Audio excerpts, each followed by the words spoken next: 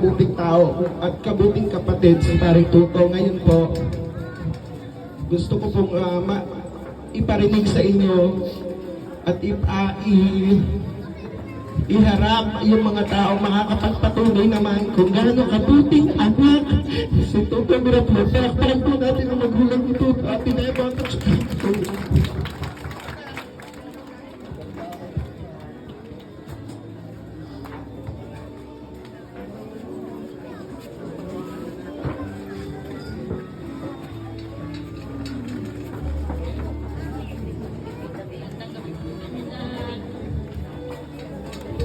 kahit nalulungkot ako, ay nagagalak ako at alam ko marami nagmamahal sa aking anak. Marami pa nabigla. Yung araw na yun, talagang bigla ko. Ang relakas yun na.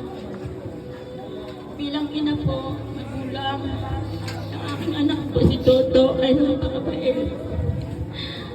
Ganun din po yung masasabihin ko sa mga sinabi ng aking mga anak. Pag ako po nagagalit sa kanya, yan po hindi naman na make.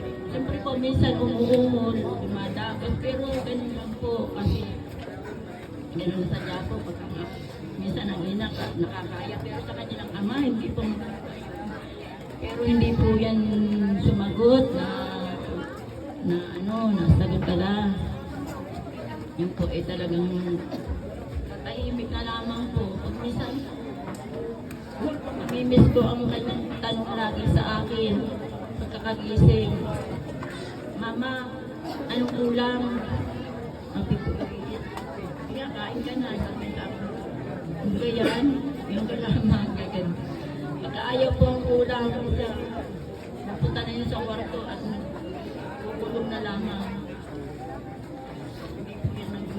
Tsaka wala po, sa pool po, wala po nakakaaway. Ito o kayo yung sinasabi na aking mga anak. Hindi tulad ng ibang bata na hindi pa po naglalaro, may nakakaaway. Wala po.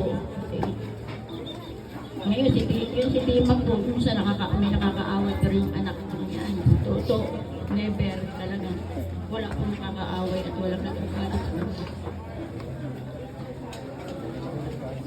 Ay, ilang po, ang mahal ko po yung aking anak na yan.